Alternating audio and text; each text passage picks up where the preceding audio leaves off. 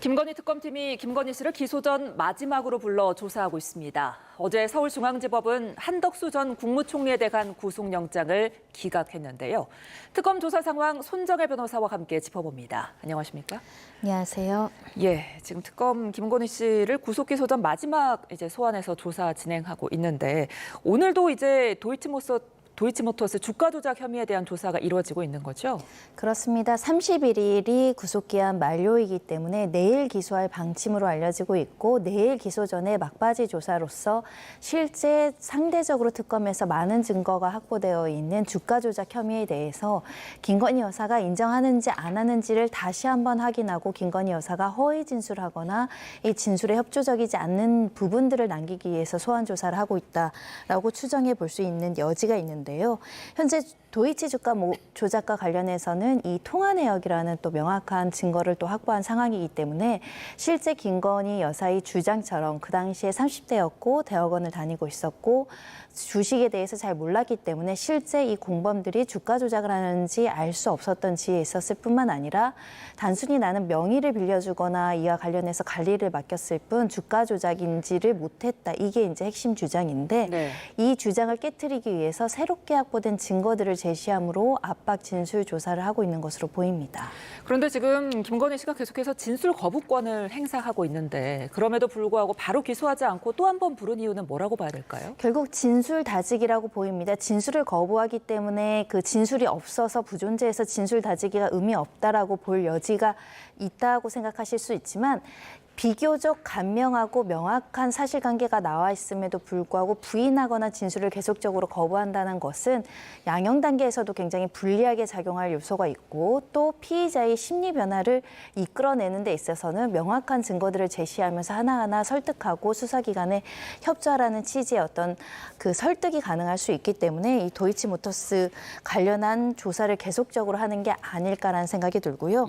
실제로 이 도이치모터스 사건이 김건희 여사의 사건의 출발점인 사건으로 분류될 수 있는 만큼 대선 때도 문제가 됐었고 특히 김건희 여사와 관련해서 이와 관련한 또 윤석열 전 대통령의 허위사실 공표도 문제가 있기 때문에 그 부분에 대해서 집중적으로 수사를 하고 있는 것으로 보입니다. 지금 이 도이치 사건과 관련해서 이종호 전 블랙펄 인베스트 대표가 이 김건희 씨가 계좌 관리자 측에 40%의 수익을 주기로 한 것을 두고 이 부분이 좀 일반적이지는 않다. 이렇게 지금 특검에서 진술한 거로 전해지는데요. 이런 견해들이 스모킹건으로 작용할 수 있을까요? 그렇습니다. 하지만 이 진술뿐만 아니라 다양한 그 증거들이 확보가 되어 있는데요.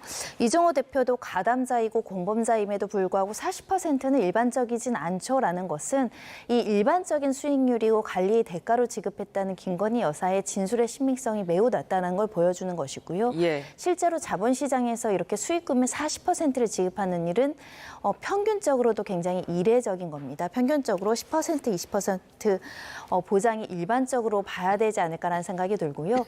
특히 이와 관련해서는 더 명확한 증거들이 통화 내역 속에 있죠. 통화 내역을 보면 어떤 명단이나 구체적인 거래 내역을 보듯이 이걸 하나하나 짚어가면서 설명하는 부분들이 있는데 이 부분들은 이 구체적으로 나는 잘 몰랐고 그냥 관리만 맡겼고 상세한 내용은 알지 못했다고 하지만 이종호 대표가 가지고 있던 김건희 엑셀 파일을 인지했다라는 정황으로도 볼 여지가 있고요.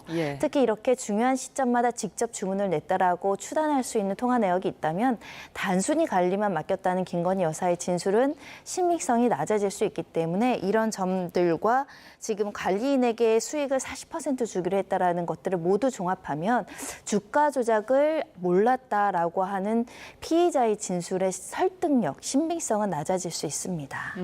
자, 그런가 하면 이제 김건희 씨의 명품 수수 의혹과 관련해서 특검이 서희건설의 맞사위죠. 박성근 전 국무총리 비서실장 그리고 이 로봇계 사업자 서성빈 씨를 압수수색했다는데 어떤 실마리를 좀 찾았을까요? 박성근 씨는 그러니까 청탁의 수혜자죠. 인사청탁의 대상일 뿐만 아니라 만약에 업무 대가성으로 인사를 임명을 했다라고 본다면 그 뇌물 또는 알선수재의 금품수수의 최종 수혜자이기 때문에 최종 수혜자로서 관계인들과 대화를 한 내용들이 있을 수도 있고요.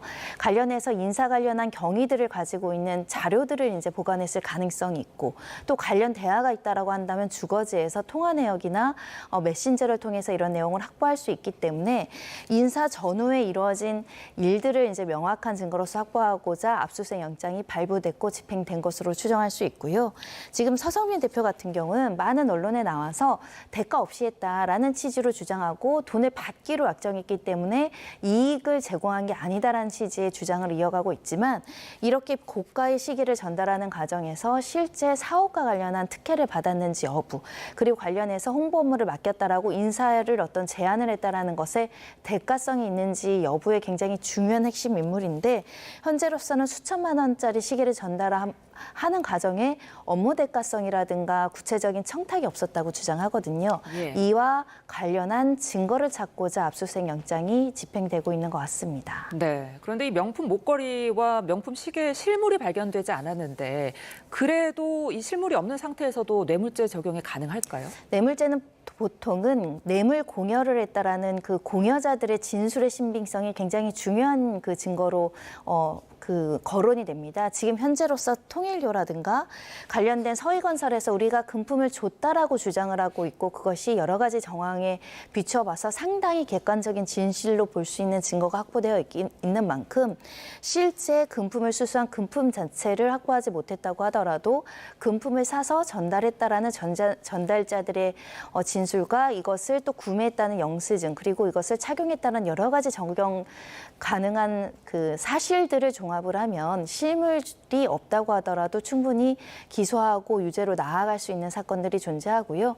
결국 누구의 말이 신빙성이 있는가, 누구의 말이 더 믿을 만한가의 싸움에서 이 구속영장 실질심사 과정에서도 김건희 여사가 목걸이 받지 않았다 이렇게 얘기했지만 네. 서희건설 측에서는 우리가 줬다. 그리고 실물도 제공을 하면서 실제 구매한 사람과 구매 영수증과 판매를 했던 직원들의 진술까지 확보가 되어 있는 정황과 실제 그것을 착용했던 사진까지 드러났다라고 한다면 여러 가지 주장과 그 객관적인 증거를 둘러싸고 누구의 말이 사실인가를 이제 찾아가는 이 재판을 하는 것이기 때문에 실물 자체가 부존재한다고 하더라도 여러 가지 간접 사실, 객관적인 증거로 확인할 수 있습니다.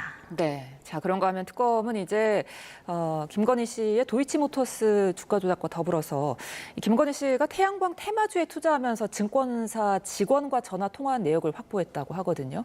이때 이제 김건희 씨가 오늘 공매도 하는 걸로 먼저 받았다 이렇게 말한 건데 이 부분으로도 수사가 좀 확대되겠죠. 이 사건 자체를 별개의 자본시장법 위반으로 수사를 개진한 건 아니고요. 김건희 여사 주장 중에 이런 주장이 있습니다. 30대고 주식을 잘 몰랐다. 그렇기 때문에 주가 조작이라는 여러 가지 행위를 인식하지 못했다는 주장을 깨트리기 위해서 이 당시에 네오세미테크라는 이제 그 회사의 어떤 주식을 공매도하는 것을 이제 이야기한 내용들을 이야기를 하면서 이거 굉장히 엄청 오를 거다.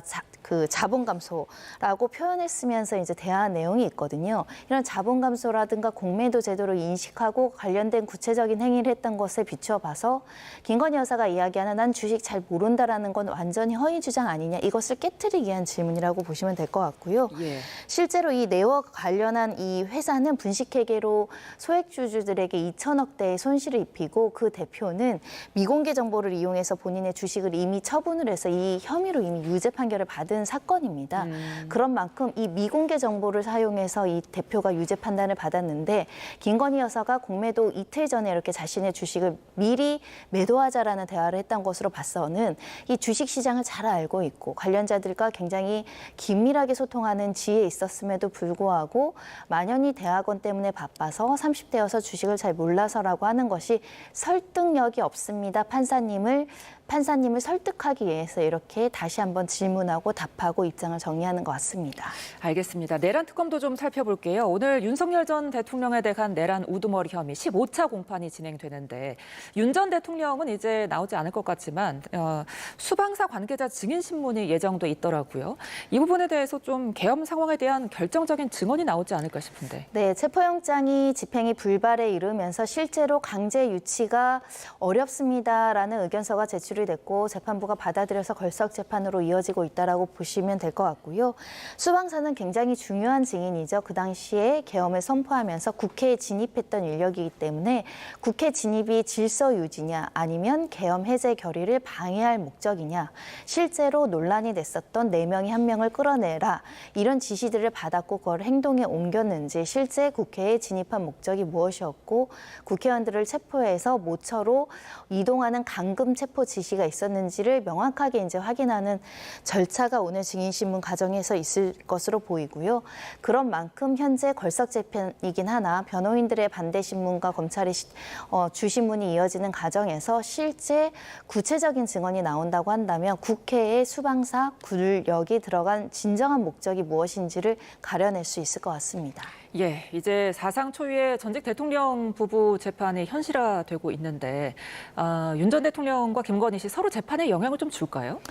일단 공범으로 연결되어 있는 사건에서는 영향을 미칠 수밖에 없습니다. 예. 한 공범의 유죄 판결은 한 공범의 유죄의 증거로 활용될 수 있을 뿐만 아니라 양쪽의 공범이 주장이 다르거나 진술이 불일치하는 경우에는 두 사람의 진술의 어떤 신빙성이 매우 낮아질 수밖에 없기 때문에 상당히 중요한 재판들을 상호 부부임에도 불구하고 양쪽에서 기소당해서 구속된 상태에서 재판을 받는다, 이렇게 말씀드릴 수 있을 것 같고요.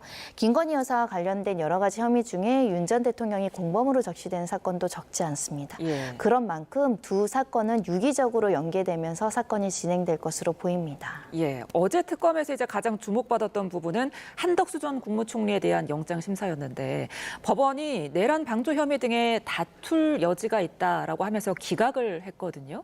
이 다툴 여지는 어떤 걸 이렇게 본 걸까요? 범죄의 소명이 부족하다는 겁니다. 가장 중요한 사건인 그 내란죄의 방조와 관련해서 법리적으로 조금 따져봐야 되는 거 아니냐, 방어권을 좀 더 보장해야 되는 거 아니냐, 이런 측면을 적시했다라고 보이는데요.